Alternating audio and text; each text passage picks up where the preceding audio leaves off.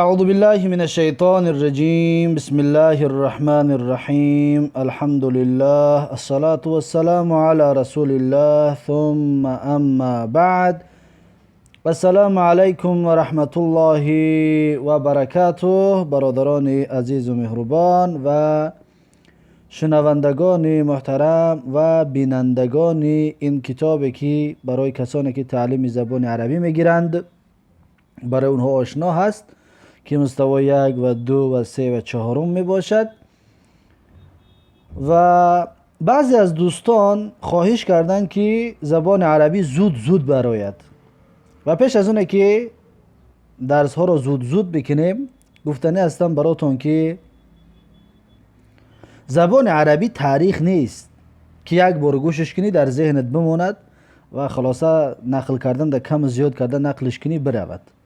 تاریخ نیست برادرم یا برادرانی که خواهشی زود برآمدن درس‌های زبان عربی دارید. اما کسانی که خیلی زبان عربی را میدانند و شاید از درس‌های ما یگان فایده میگیرند یا شاید حالا فایده نگرفته ایستادند، زیرا که شاید اینها را میدانند خچان و اونها دا خوب است، مشکل ندارد. اما کسانی که نو تعلیم گرفته ایستاده، شما باید اون کلمه را حفظ کنید. هر کلمه‌ای که میگویم، هر قاعده گراماتیکی زبان عربی را که میگویم باید در ذهنتون جا کنید.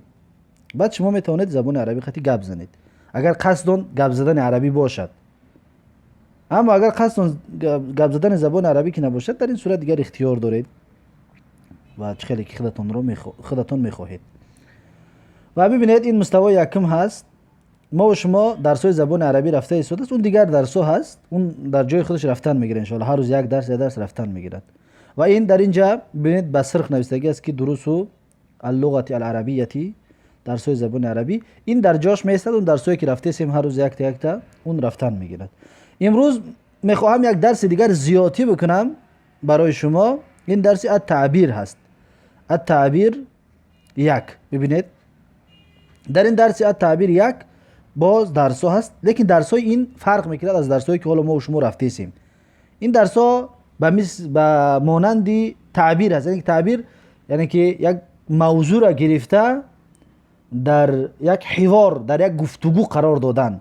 مثلا یک موضوع را میگیرد، همون موضوع را در گفتگو بین دو کس قرار میتید و دو کس گپ میزنند و هم کلمه عربی استفاده میبرید، هم گپ زدن عربی را یاد میگیرید. برای همین خاطر در اینجا اول مقدمه هست. این مقدمه همین باب تعبیر هست و این برای ما در کار نیست، زیرا که این حالت را خونده ترجمه کردن اونقدر مهم نیست. و ان شاء الله که عربی را که یاد گرفتید بعد دیگه خودتون این چیزا را میخونید و میفهمید که اینها چی است. و دویم موضوع ببینید الدرس التعارف. التعارف، تعارف یعنی که شناسایی. الحوار، حوار الاول یعنی که حوار یکم، گفتگوی یکم. لقاء بین رشید و محمد است، یعنی که واخری بین رشید و محمد است. ببینید الدرس الاول در اینجا نوشته شده است با حرف سرخ کته کرده که درس یکم هست. التعارف، تعارف یعنی که شناسایی، شناس شدن. وقتی که یک انسان میبینی نمیشناسیشه، او را میخوای قطعی شناس شوی. تعارف همین را میگوین. نمیشناسیشه میخوای قطعی شناس شوی. لقاء بین رشید و محمد. لقاء یعنی که همین واخری، همین شناس شدن بین رشید و محمد است. ببینید رشید و محمد هر دوش این واخری را تشکیل کردگی هستند و میخواهند که با یکدیگر شناس شوند. الحوار الاول یعنی که حوار گفته گفتگو، گفتگوی یکم. الحوار الاول، گفتگوی یکم. رشیدون، این گفتگو بین رشید و محمد است. چطوری گفتیم؟ رشید میگوید که السلام علیکم و رحمت الله. محمد جواب میدهد که و علیکم السلام و رحمت الله و برکاته. خلاص این سلام علیک در تاجیکی ما و شما هر دوش برابر هست. رشید میگوید که من این انت یا اخی، من این انت یا اخی. رشید محمد میپرسد که من این انت، از کجا هستی تو؟ یا اخی، ای برادرم، ای برادرم. من این انت یا اخی، از کجا هستی تو ای برادرم. محمد میگوید که انا من الهندی و انت، میگوید که من از هند هستم، یعنی که از هندوستان هستم. و انت، و تو از کجا هستی؟ انا من الهندی و انت، یعنی که من از هندوستان هستم و تو از کجا هستی. ما و شما تاجیکی هستیم. اگر کدام عرب ما را بپرسد که از کجا هستی تو، پس ما میگیم که انا من تاجیکستان. انا من تاجیکستان، یعنی من از تاجیکستان هستم. در جواب همین طور گفته می شود من از تاجیکستان هستم، یعنی که انا من تاجیکستان. و انت، و تو، و انت معنیش و تو، یعنی که چی طوره که سوالش که کرد جواب که داد گفت من از هندوستان هستم. و انت یعنی که با سوال برای تو از کجا هستی؟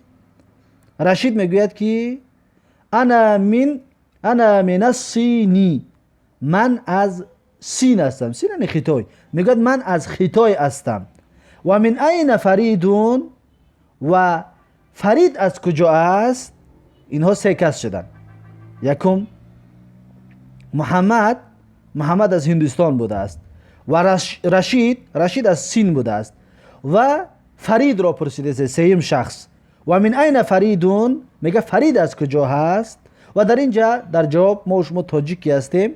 کدام عرب را گفته میگیم که انا من تاجیکستان، یعنی که من از تاجیکستان هستم.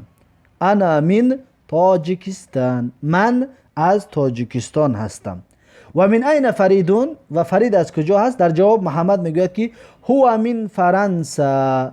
هو من فرانسه، یعنی که وی فرید میگد. وی یعنی که ضمیر است برمیگردد به فرید، یعنی که فرید من فرانسه، از فرانسه است، از فرانسه است، از فرانسه است، یعنی که از فرانسه است. رشیدون، باز رشید محمد می پرسد که این فرانسه، یعنی فرانسه در کجا است؟ محمد جواب میداد که فرانسه فی اروپا. فرانسه میگه در اروپا است. فرانسه در اروپا است. پس رشید میگه الی اللقاء. الی اللقاء یعنی که تا بازدید. الی اللقاء یعنی که تا بازدید، یعنی که تا دافی دوم دیدن، یعنی که خیر خوش است، یعنی که ویدا کردن هست. الی اللقاء یعنی که تا آخری آینده. الی اللقاء یعنی که تا آخری آینده. و سلام علیکم و رحمت الله، یعنی که در عرب ها همین عادت هست که وقتی که اصلا در اسلام وقتی که وا میخریم بگیم که السلام علیکم و رحمت الله. وقتی که صحبت خلاص میکنیم، وقتی رفتن باید بگیم که السلام علیکم و رحمت الله و برکاته. با یک بار دیگر السلام علیکم و رحمت الله و برکاته بگیم و از پیش اون بیرون شویم، ببریم. یعنی که ویدا کردن با همین است. میگیم الی اللقاء، السلام علیکم و رحمت الله. بعد محمد در جواب گفت که و علیکم السلام و رحمت الله و برکاته، یعنی جوابش داد که و علیکم السلام و رحمت الله و برکاته. این بود یک حوار یا یک گفتگوی کوتاه بین محمد و رشید. این را کدام کلمه‌اش که نمیدونید حفظ کنید، کدام کلمه‌اش که میدونید خوب نورون علی نور. پس در اینجا تدریبات می رود. تدریبات یعنی مشق‌ها. تدریب الاول مشق یکم. خب تأمل المثال، یعنی که اندیشه کن مثال را میگوید. بسیار فکر کن درباره مثال میگوید. ثم اکمل الجمله التالیه، پس میگه جمله های می اومدگی را پر کن علی غراره، یعنی به مانند همین. علی غراره به مانندش. پاریس مدینه فی فرانسه، پاریس یک شهر در فرانسه است. میگه پیشاور مدینه فی هندوستان است یا پاکستان هست، در پاکستان است. خلاصه نام های شهرها را میگه. اینها برای موقع مهم نیست، زیرا که بعضی شهرها خودم نمیدونم در کجا هست. خیلی انقره مدینه فی ترکیه، خیلی در ترکیه است، لیکن حراری نمیدونم در کجا هست. جده مدینه در چی هست؟ سعودی هست. خلاصه بعضی شهرها میگه اون مهم نیست. اکمل کما فی نموذج، پراکن چطوری که در مثال هست. خلاصه این تدریباتش برای ما موقع مهم نیست. این تدریباتش مهم نیست و مهم همین حوارش است.